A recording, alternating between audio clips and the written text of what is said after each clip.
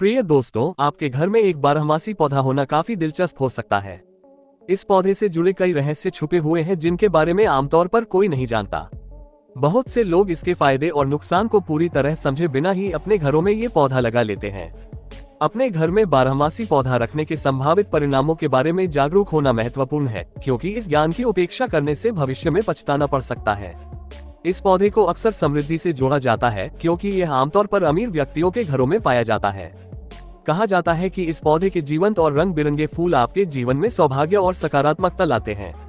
यदि आप अपने व्यवसाय या व्यक्तिगत प्रयासों में चुनौतियों का सामना कर रहे हैं, तो इस उपाय को आजमाना आपके लिए आवश्यक समाधान हो सकता है। यह आपके जीवन पर पड़ने वाले सकारात्मक प्रभाव को देखने का प्रयास करने लायक है। चाहे आप वित्तीय बोझ से जूझ रहे हो या अपने प्रयासों में सफलता की कमी से जूझ रहे हो, यह उपाय एक परिवर्तनकारी समाधान प्रदान कर सकता है। इस पौधे के लाभों का पता लगाने और यह आपके जीवन में जो सकारात्मक बदलाव ला सकता है, उसे देखने में संकोच न करें। कभी कभी विभिन्न बीमारियों के समाधान के लिए धन आवंटित किया जाता है, जबकि अन्य समय में उन्हें विभिन्न प्रयासों के लिए निर्देशित किया जाता है। कुल मिलाकर कोई भी नेक कार्यों के लिए संसाधनों के आवंटन में कमी देख सकता है, जिसका एक बड़ा हिस्सा बीमारियों और प्रतिकूल गतिविधियों पर बर्बाद हो रहा है। ये कठिन परिस्थिति बड़ी चिंता पैदा करती है और व्यक्तियों को प्रत्येक माह के अंत में वित्तीय सहायता लेने के लिए मजबूर करती है। ये ध्यान रखना महत्वपूर्ण है कि कई कठिनाइयों का सामना करने पर कोई भी स्वेच्छा से उधार लेने का सहारा नहीं लेता है। जीवन असंख्य चुनौतियां प्रस्तुत करता है, जिसके लिए किसी के घर के लिए प्रावधान और जिम्मेदारियों को पूरा करना आवश्यक होता है, जिसके कारण व्यक्ति इसे तुरंत चुकाने के इरादे से पैसे उधार लेता है। हालांकि जैसे जैसे समय बढ़ता है, समस्याओं और क्लेशों का निरंतर आक्रमण ऋणों के पुनर्भुगतान को और अधिक कठिन बना देता है। अंततः बोझ अत्यधिक हो जाता है, जिससे व्यक्ति अपना ऋण चुकाने में असमर्थ हो जाते हैं। उन्हें ऋण चुकाने में भारी कठिनाइयों का सामना करना पड़ता है, या इससे भी बदतर वे स्वयं को ऋण के अपरिहार्य चक्र में फंसा हुआ पाते हैं। यदि आपको अपने जीवन में ऐसी किसी दुविधा का सामना करना पड़े, तो संभावित समाधान पर विचार करने की अत्यधिक अनुशंसा की जाती है। मैं आपको एक अद्भुत और लाभकारी फूल से परिचित कराने की अनुमति देता हूं, जिसके उल्लेखनीय गुण जब सही ढंग से उपयोग किए जाते हैं और भगवान को अर्पित किए जाते हैं, तो आपके जीवन की सभी कठिनाइयों और प्रतिकूलताओं को कम करने की शक्ति रखते हैं। इसके अलावा आपकी कोई भी इच्छा शीघ्र पूरी होगी।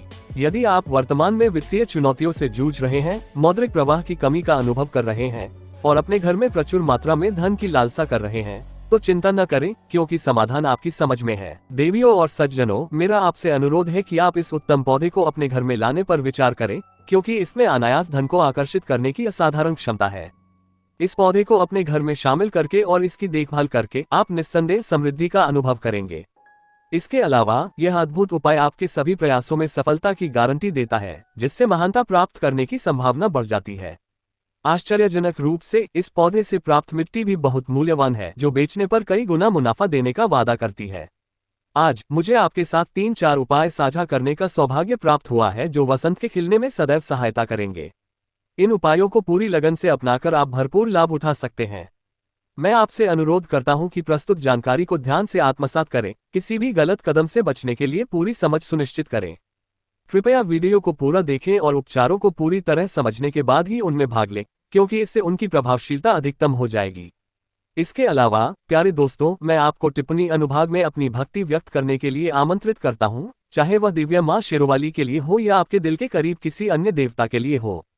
और अगर यह हमारे चैनल के साथ आपकी पहली मुलाकात है, तो मैं आपसे अनुरोध करता हूं कि आप इसे सब्सक्राइब करें और वीडियो को पसंद करके अपनी सराहना दिखाएं। आइए हम आपके साथ प्रत्येक पेड़ के गहन दिव्य गुणों के साथ साथ उनके लाभों और चमत्कारों को साझा करें। दैवीय शक्ति वाले वृक्ष की विधिवत पूजा करके और निर्धारित उपायों का पालन करके आप अपने जीवन में किसी भी बाधा को दूर कर सकते हैं और अपनी गहरी इच्छाओं को प्रकट कर सकते हैं। बाहर हमेशा खिलने वाले फूल पर विचार करें, जिसे सदाबहार फूल के रूप में जाना जाता है, जो शाश्वत भाग्य और समृद्धि का प्रतीक है। ये फूल आपके जीवन को बदलने और सकारात्मक बदलाव लाने की शक्ति रखता है।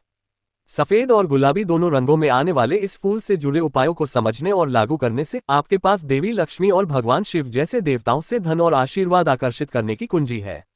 प्रकृति की शक्ति के माध्यम से अपने घर में प्रचुरता और समृद्धि को आमंत्रित करने के इस अवसर का लाभ उठाएं। इस उपाय को अपनाकर आप न केवल अपने जीवन की विभिन्न समस्याओं को खत्म कर देंगे, बल्कि राहु केतु के किसी भी नकारात्मक प्रभाव को भी खत्म कर देंगे। अपनी इच्छाओं को प्रकट करने के लिए भगवान शिव या माता रानी को सफेद फूल चढ़ाना जरूरी है। साथ ही ये फूल भगवान शिव को अर्पित करने से शनिदेव भी प्रसन्न होंगे। अपने घर में सफेद फूल रखना बेहद फायदेमंद है, चाहे आप इन्हें लगाएं या कहीं और से आसानी से प्राप्त कर लें। आइए मैं इस उपाय की प्रक्रिया के बारे में आपका मार्गदर्शन करता हूं। सबसे पहले शुक्रवार के दिन सूर्यास्त से पहले सफेद सदाबहार फूल इकट्ठा कर लें। वांछित परिणाम के आधार पर आप या तो 27 फूल या 21 फूल एकत्र कर सकते हैं।